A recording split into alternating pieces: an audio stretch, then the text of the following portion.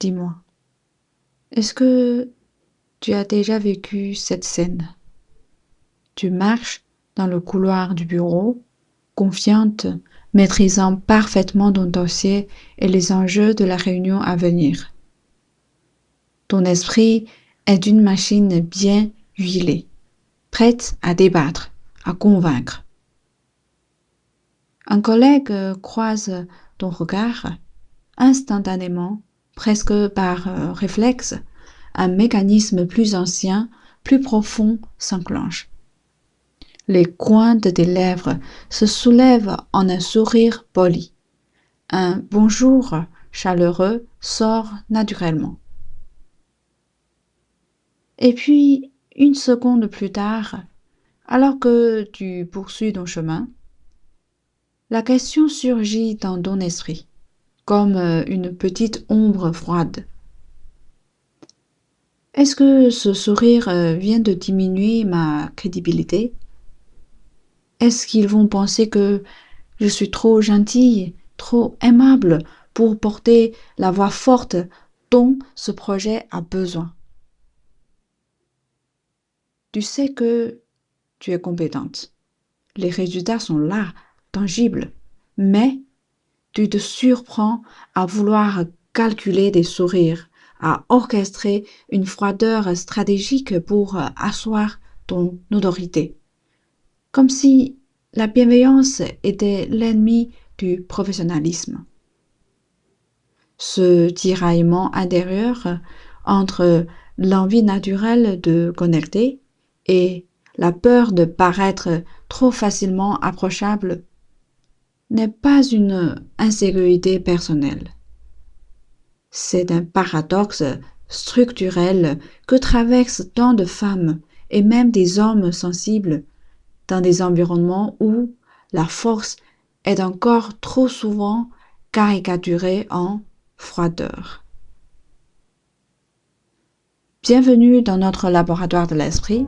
Ici, on ralentit, on observe avec bienveillance et on avance un pas à la fois vers une vie plus alignée. This is the Being Lab. 他去实验室，我是你的实验搭档Cynthia。Aujourd'hui, nous allons disséquer ce paradoxe jusqu'à la moelle. Comment concilier une authentique bienveillance relationnelle avec une autorité professionnelle incontestée? Notre exploration se déroulera en 3 actes. D'abord, nous observerons les micro-déchirures de ce conflit intime. Ensuite, nous démontrons les mécanismes psychosociaux qui l'alimentent. Enfin, nous cartographierons le chemin d'une synthèse supérieure. Non pas choisir entre sourire et puissance, mais forger une puissance souriante. Une autorité qui ne s'exerce pas malgré notre humanité, mais à travers elle. Maintenant, entrons dans notre laboratoire des vies atypiques. Je vous présente le cas de la diplomate dégérée. Imaginez Anna. Après une brillante carrière, Anna rejoint une nouvelle équipe. Réputée pour son agressivité loyale et ses résultats impitoyables. Elle est experte et déterminée à prouver sa valeur. Consciemment, elle élabore une stratégie de siège. Phase 1. J'établis ma compétence par des résultats solides et une posture imperturbable, presque austère. Phase 2. Une fois mon autorité acquise et mon territoire sécurisé, je pourrai relâcher la pression, montrer ma personnalité plus chaleureuse, la vraie. Sauf que le premier jour, son câblage humain prend le dessus. Face à ses nouveaux collègues, son circuit relationnel naturel s'enclenche. Regard franc et accueillant, sourire sincère qui plisse les yeux, salutation avenante qui mémorise chaque prénom. Elle se surprend à rire d'une blague, à poser une question personnelle pleine d'empathie. Et ton Maradone, ça s'est passé? Le soir même, dans le silence de son appartement, le tribunal intérieur siège. J'ai été trop gentille, j'ai souri à tout le monde. Ils vont me cataloguer comme la nouvelle sympa, pas comme la nouvelle forte. Oh là là, j'ai caché la phase 1. Le plus troublant, les retours informels sont excellents. On la trouve étonnamment abordable pour son niveau, professionnelle et agréable. Anna est dégérée. D'un côté, la preuve sociale positive, de l'autre, une conviction viscérale, presque archaïque, que pour être perçue comme forte, une femme doit d'abord apprendre à paraître dure, à restreindre sa lumière relationnelle. Je réduisais ma bienveillance au rôle de compagne discrète de ma compétence, et non à celui d'affirmation de mon autorité. Mon sourire cherchait à apaiser. Soyez tranquille, mon savoir-faire n'est pas une arme. 我把友善当做了能力的陪衬，而非力量的助教。那个微笑仿佛在安抚说：“请放心，我的能力并不具有攻击性。” Et toi? Est-ce que tu reconnais en toi une partie d'Anna? As-tu déjà ressenti ce conflit entre la personne compétente que tu es et la personne sociable que tu as le droit d'être? Passons de l'observation à l'analyse, avec l'équation cœur-raison. D'où vient cette croyance toxique que la gentillesse est un diluant de la puissance? Équation 1. Le stéréotype de genre et le likability gap, le piège du double standard. Les recherches pionnières de la professeure en psychologie sociale, Laurie A. Rodman, ont mis en lumière un phénomène pernicieux, le fossé de sympathie, likability gap. Cette étude montre que lorsqu'un homme est direct, affirmé et réussi, sa sympathie perçue reste stable, voire augmente. Lorsqu'une femme adopte les mêmes comportements, elle est souvent perçue comme moins sympathique, moins chaleureuse. Notre cerveau, nourri par des stéréotypes culturels profonds, a intériorisé ce biais.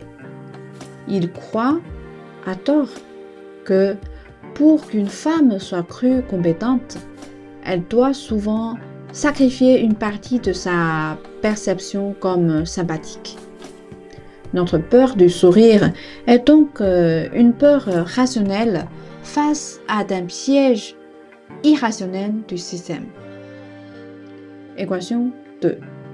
La présence puissante, le modèle de la chaleur et de la force. La psychologue sociale Amy Cuddy nous offre un cadre libérateur. Ses travaux sur la présence montrent que l'influence durable ne repose pas sur un seul axe, mais sur deux, la force et la chaleur. Le véritable respect et la véritable influence émergent lorsque nous sommes perçus comme forts et chaleureux. Une personnelle forte mais froide inspire la crainte, pas la loyauté.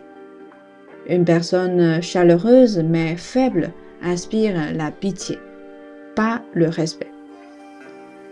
Votre sourire authentique n'est pas une défaite, c'est l'émission d'un signal crucial de chaleur qui, combiné à votre force, votre expertise, vos résultats, construit une autorité complète, résiliente et inspirante.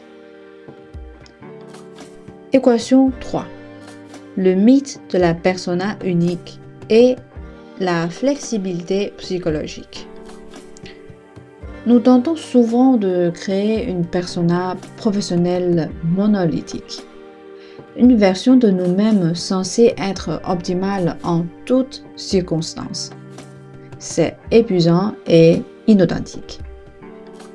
La psychologie moderne, notamment la thérapie d'acceptation et d'engagement de Stephen C. Hayes, nous invite à cultiver une flexibilité psychologique.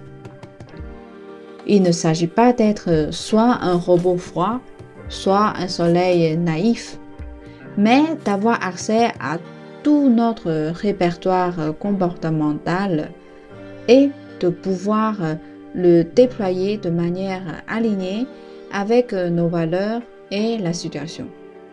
Parfois, la valeur est la fermeté, dire non avec calme.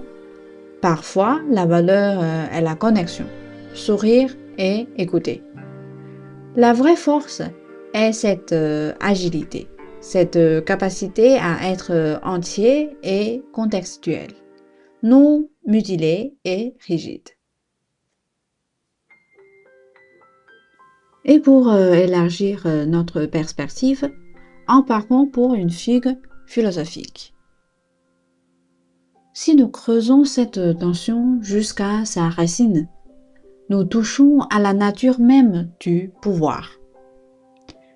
Le philosophe français Michel Foucault analysait le pouvoir non comme une possession qu'on a ou qu'on n'a pas, mais comme une relation dynamique, une stratégie qui circule dans les réseaux des interactions. Dans cette optique, un sourire n'est pas une capitulation face au pouvoir. C'est potentiellement l'un des actes stratégiques les plus sophistiqués. C'est un outil qui peut désamorcer l'hostilité, ouvrir des canaux de communication et tisser un réseau d'influence basé sur la réciprocité et le respect mutuel. Une architecture bien plus résiliente et agréable à habiter que la forteresse solitaire de la froideur toujours à défendre. Vouloir imposer une rigidité impassible est d'une forme de pouvoir, oui, mais c'est d'une forme primitive, basée sur la peur et la distance. Maîtriser l'art de la chaleur authentique, tout en maintenant des limites claires et inflexibles sur le fond, c'est exercer une forme de pouvoir bien plus mature, durable et, osons le dire, élégante. 真正的力量不在于能否板起面孔，而在于能否微笑地划定边界。它绝非需要剑拔弩张守护的孤城，而是静水深流、堤岸分明的江河。La force véritable ne se mesure pas à la froideur que l'on affiche, mais à la sérénité avec laquelle on pose ses limites tout en souriant. Ce n'est pas une citadelle isolée qu'il faut défendre les dents serrées, mais un cours d'eau paisible dont les berges claires et fermes en dessinent le flux.